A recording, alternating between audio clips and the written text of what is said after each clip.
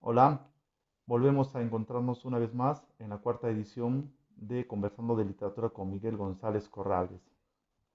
En esta oportunidad he seleccionado otras las obras que a mí me han gustado y me han entusiasmado demasiado. Cuando la leí me agradó demasiado esa forma cosmogónica en la que el autor que voy a mencionar en un momento hace gala de la narración y de la historia en sí para envolvernos en un mundo mágico, sobrenatural, paralelo a la vida real en la que se existía en la Edad Media. Me refiero a J.R.R. Tolkien y su novela El Silmarillion. Esta obra es una mezcla de mitología, una mezcla de personajes que entran y salen a lo largo de una creación y un origen único, como no había visto ni leído ningún autor, sea hispanoamericano o mundial, ya que en esta historia hay una mezcla de mitología nórdica. ¿Por qué digo esto? Porque tanto Tolkien como el escritor S.S. Lewis, de quien fue autor de las Crónicas de Narnia, eran íntimos amigos allá en Inglaterra. Ambos coincidieron y trabajaron en la Universidad de Oxford y ambos siempre conversaban y comentaban sobre mitología. Tanto a Luis le encantaba lo que era la mitología griega, de ahí sus personajes en las crónicas nada más van por ese tipo de orientación histórica. En cambio, Tolkien iba por el otro lado de la mitología nórdica y sabemos que los elfos, orcos, brujas, hechiceros nacen justamente de esa creencia popular de la antigua Europa del norte. Y es ahí donde Tolkien, empleando esos elementos, crea una saga fabulosa de personajes que hoy en día incluso han sido llevados al cine, y gracias al cine es que lo conocemos y profundizamos aún más en su obra. Pero la obra de la que estoy tratando, el Sarmillion, es una obra que da origen a todito ese mundo cosmogónico, fastuoso que incluye El Señor de los Anillos. A este autor yo lo conocí un año antes de que apareciera la primera versión del Señor de los Anillos, La Comunidad del Anillo, justamente. Esta película se estrenó en el 2001 y yo a Tolkien lo conocí un año antes, es decir, en el año 2000. Y me leí los tres tomos del Señor de los Anillos y me pareció que esa magia y ese mundo envolvente en el que él atrae a sus personajes, tanto humanos como élficos, orcos, magos, hechiceros, monstruos difíciles de creerlos, ¿no? Me envolvieron mucho y la forma narrativa, como él los iba creando en sus descripciones y en sus diálogos mismos, me parecieron una forma única, exclusiva y pienso muy rica en el lenguaje, aún que la traducción la hace la editorial Minotauro de Barcelona, al margen de la primera edición que sale del Señor de los Anillos, y aún estas publicaciones en inglés se dieron a mitad del siglo XX. 1954 apareció La Comunidad del Anillo. Aún así, al margen de la traducción, la riqueza con la que narra estas historias es muy entretenida, muy profunda y una manera tan amena de contar una historia de leyenda. El Silmarillion, desde mi punto de vista, es una obra maestra, diría, en ese caso.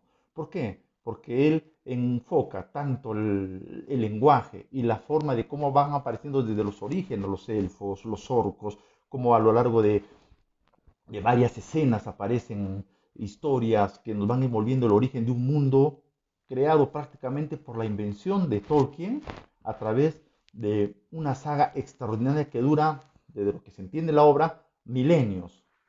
¿No? Y ahí nos damos cuenta como muchas partes de lo que se ve en la película, más que todo, del Señor de los Anillos, porque me imagino que pocos habrán leído las novelas, nos van a trasladar al origen de este mundo, desde cuando los elfos crean el mundo y cuando la Tierra Media, como la llamamos, que es sinónimo de Edad Media, según alude Tolkien desde su punto literario, nos va a dar idea de ese mundo, de cómo aparecen, como dije, los orcos, los elfos, y cómo estas guerras se van dando desde muchos años atrás, desde la aparición de los personajes de Belar, de los de Urin, que da origen a una novela suya también, que son los hijos de Urin, que es obra aparte. Y así vamos encontrándonos con muchos personajes, los magos y hechiceros que vienen después, ¿no? Y sobre todo este personaje maligno que tiene una torre que quiere apoderarse del mundo y que en ocasiones en la obra va apareciendo, pero los elfos, que son los guardianes del mundo, bueno, van eh,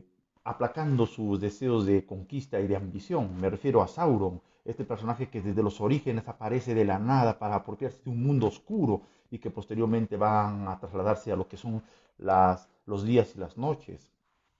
Y ellos miden el tiempo a través de las estaciones solares, ¿no? Cada sol, cada temporada solar para ellos es una nueva etapa de vida. Y todos ellos van apareciendo de una y otra forma a lo largo. Aparecen los enanos desde sus orígenes, ¿no? Aparecen las tierras de Morgor, aparecen lo que son las tierras de Minas Nora, que posteriormente serán transformadas en Minas Tirith, ya que Minas Nora era una tierra todavía conquistada por seres indecisos que no sabían qué querían, pero trataban de luchar. Y Sauron, en medio de estas intermitencias y ocasionales apariciones, trata de apoderarse, pero nunca pueden. Aparecen luego los personajes de Númenor. Estos personajes son, se supone en la obra, los humanos que van apareciendo en pocas cantidades, pero que tienen una importancia tan mínima e insignificante que a pesar de luchar, intentan lo más que pueden, pero son aplacados por los elfos, por los Velar, los Urin, etcétera, ¿no? Y que van destronándolos poco a poco. Y aún así los humanos, los pocos humanos que son los numeronianos, como les llaman en la obra, van intentando cobrar vigencia y toda la extensión de la Tierra Media, porque la narra de este, sur, oeste, regiones grandes, incalculables, ¿no? Hasta llegar a las tierras de Mordor, donde supuestamente aquí en este panorama y en estas extensiones de terrenos baldíos, van apareciendo nuevas personas y los elfos son aquellos guardianes que van supuestamente a imponer ese orden. Y más allá de las tierras de Mordor aparece el bosque negro, donde es un cúmulo de orcos, de monstruos que quieren apoderarse y nadie puede atravesar ese bosque negro. Nadie está más allá de las tierras del oeste, según cuenta la historia. Entonces, esta trascendente aventura nos lleva hasta la aparición de los hijos de Isildur. Estos personajes van apareciendo y van peleando esas guerras. Aparecen esos monstruos alados que van gobernando y van imponiendo su decisión a lo largo de la historia. Monstruos creados por Saruman, que de una y otra forma quiere seguir apareciendo en otras interrupciones y apariciones que desea y nunca lo logra. ¿M? Y así vamos llegando hasta la época donde se supone habían llegado algunos magos, según cuenta la historia, más allá de los mares de Occidente, ¿no? Cuatro magos que llegan a imponer el orden, la paz, para restaurar todo ese conflicto, esa desgracia, ese desorden que había. Y estos magos logran instaurar esa paz y ese orden. Dos magos, uno de ellos que le gustaba convivir con la naturaleza, aquel mago que se ve en la película El Hobbit que está rodeado de animales, es uno, y el otro que se involucra con los numeronianos, los humanos, para convivir y ver que no salgan de ese desorden por el cual los humanos conviven, y los otros magos que son Gandalf y Saruman, que tratan de imponer un orden y una ley establecida mucho más allá de la supremacía humana para convivir y estar en armonía con los elfos que a lo largo de la historia son los únicos que tratan de perdurar en la historia hasta la aparición de los elfos supremos, como se les llama, ¿no? Entonces, esta historia va cobrando vida, ¿no? Y nos van a dar una idea hasta justamente la finalización de la obra en la que supuestamente Frodo el mediano, como le llama, y un sirviente aparecen para destruir el anillo de los 9 que fueron creados en un inicio, apoderándose de ese valioso tesoro que todos querían poseer. Y como vemos al final del Retorno del Rey, en esta obra de Silmarillion, Tolkien hace mención de este mediano, que con un sirviente van a la montaña del destino, de fuego, para destruir el anillo, etcétera, etcétera, ¿no? Ahí. Y en medio de ello, y en medio de esta turbulencia mitológica, aparecen los seres celestiales, llamémoslo así, aquellos que pertenecen a los Armirilis, quienes son unas personas que crean justamente esos anillos y cada anillo tenía el destino de poseer una gema y todos estos Almirilis habían creado esa gema, de ahí la obra, porque son los personajes principales que dan el origen a toda la fastuosidad de este mundo que es la Tierra Media, donde todos querían apoderarse de ese gran poder que tenían los anillos con las gemas de Sarmirilis. Y justamente todas esas gemas van desapareciendo una por una en la historia a lo largo de, ¿no? de estos milenios de guerra y de civilización, hasta que la última gema del Sarmirilis nadie se imaginó quién la tenía. Y justamente quien la había tenido era uno de los hijos de Isildur, quien en su poder la tenía. Y eso lo descubrimos casi al final de la novela, porque a lo largo de la historia siempre se preguntaban quién tenía ese anillo poderoso, el único, porque los demás ya estaban destruidos, habían sido robados, saqueados, etc.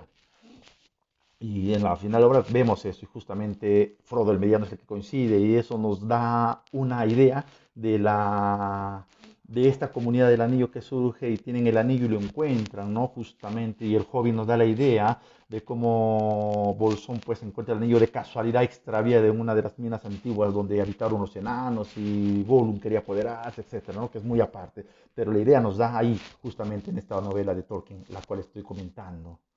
Entonces, esta obra, en su grandeza y en su lenguaje, nos enseña y nos lleva a ese mundo de la mitología creada por un hombre, Tolkien, quien hace una gala extraordinaria de crear un mundo único, que si no viviríamos en la época que vivimos, regido por la religión católica y todos los avances tecnológicos, diría que esta obra pertenece a otra sociedad muy distinta desde sus orígenes, creada e inventada. Me hace recordar un poco a 100 años de soledad de Gabriel García Márquez, cuando se inicia la fundación de Macondo y se inicia toda ¿no? la creación de este pueblo hasta su final. Algo parecido me hace recordar esta obra porque tiene esa misma circularidad de la obra, que tiene un inicio, da toda la vuelta de episodios y contiendas hasta llegar a un final. 100 años de soledad tiene esa misma temática, claro, con la familia Buendía y todo lo que conocemos. Tolkien en el Silmarillion nos damos cuenta de que hace lo mismo. Da el origen desde la Tierra Media, unos conflictos a lo largo de la historia y termina justamente con la finalización de Frodo el Mediano que destruye el anillo y justamente ahí la hora empieza y nos da a entender que comienza la era del hombre, lo que Aragorn en el Retorno del Rey menciona justamente, ¿no? Y vemos que esos milenios que transcurre la historia supuestamente se dan en tres periodos de la Tierra Media, ¿no? El primero, el segundo y el tercero que culmina con la destrucción del anillo justamente. Por esa razón, Tolkien, a través de su obra, nos muestra esa grandeza, esa imaginación. Si quieren, también me hizo recordar por un momento a la Biblia, cuando el Génesis crea este mundo de la humanidad y termina, ¿no? Con el Génesis, supuestamente al final con el Apocalipsis. O sea, son obras literarias que tienen ese enfoque de creación y finalización de una historia, de una época, de una leyenda, de una era en la vida del hombre. Y la obra de Tolkien, la que estoy comentando, es una más de ellas. Cada escritor, cada autor tiene la grandeza propia de su mundo para crear a través del lenguaje, de la riqueza extraordinaria que del lenguaje, para que a través de ella se puedan crear obras impresionantes en la literatura que a uno lo dejan hasta pensativo y reflexivo acerca de la construcción de dichas, en este caso, novelas. Bien, espero que en este comentario de la obra les haya sido de mucho interés y recomiendo, si tienen la oportunidad, de leer el Silmarillion de J. J. R. Tolkien. Hasta luego.